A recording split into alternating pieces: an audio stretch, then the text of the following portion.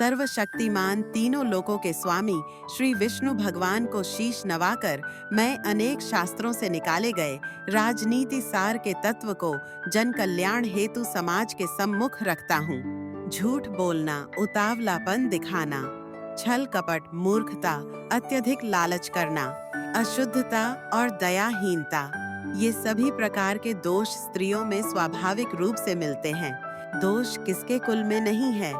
कौन ऐसा है जिसे दुख ने नहीं सताया? अवगुण किसे प्राप्त नहीं हुए?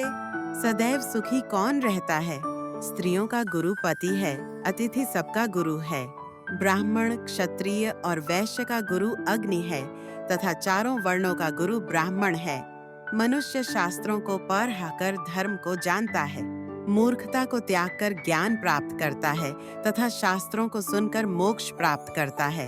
बुद्धिमान पुरुष धन के नाश को, मन के संताप को, गृहिणी के दोषों को, किसी धूर्त ठग के द्वारा ठगे जाने को और अपमान को किसी से नहीं कहते। निकृष्ट लोग धन की कामना करते हैं, मध्यम लोग धन और यश दोनों चाहते हैं और उत्तम लोग केवल यश ही चाहते हैं, क्योंकि मान सम्मान सभी प्रकार के धनों में श्रेष्ठ है। यदि मुक्ति चाहते हो तो समस्त विषय वासनाओं को विष के समान छोड़ दो और क्षमाशीलता, नम्रता, दया, पवित्रता और सत्यता को अमृत की भांति पियो अर्थात अपनाओ। निर्धन व्यक्तिहीन अर्थात छोटा नहीं है। धनवान वही है जो अपने निश्चय पर दृढ़ है, परंतु विदया रूपी धन से जो हीन है वह सभी चीजों से हीन है। दान देने का स्वभाव, मधुर वाणी, धैर्य और उचित की पहचान, ये चार बातें अभ्यास से नहीं आती। ये मनुष्य के स्वाभाविक गुण है। ईश्वर के द्वारा ही ये गुण प्राप्त होते हैं। जो व्यक्ति इन गुणों का उपयोग नहीं करता वह ईश्वर के द्वारा दिए गए वरदान की उपेक्षा ही करता है और दुर्गुणों को अपनाकर घोर कष्ट भोगता है।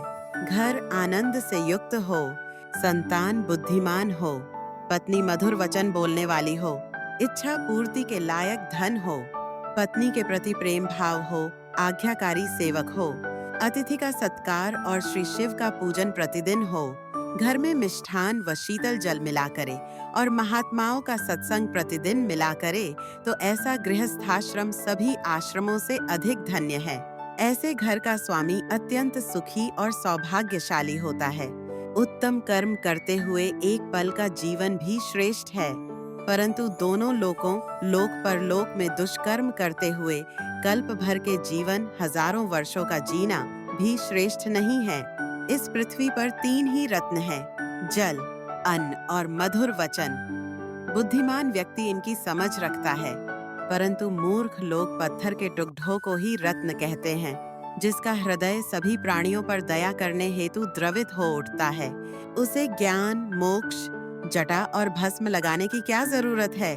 संसार के उद्धार के लिए जिन लोगों ने विधि पूर्वक परमेश्वर का ध्यान नहीं किया, स्वर्ग में समर्थ धर्म का उपार्जन नहीं किया, स्वप्न में भी सुंदर युवती के कठोर स्तनों और जंघाओं के आलिंगन का भोग नहीं किया, ऐसे व्यक्ति का जन्म माता के यौवन रूपी वन को काटने वाली कुल्हादी के समान है। जिस प्रकार पर पुरुष से गर्भ धारण करने वाली स्त्री शोभा नहीं पाती, उसी प्रकार गुरु के चरणों में बैठकर विद्या प्राप्त न करके इधर उधर से पुस्तकें पढ़कर जो ज्ञान प्राप्त करते हैं, वे विद्वानों की सभा में शोभा नहीं पाते, क्योंकि उनका ज्ञान अधूरा होता है, उसमें परिपक्वता नहीं होती। अधूरे ज्ञान के कारण वे शीघ्र ही उपहास के पात्र बन जाते हैं।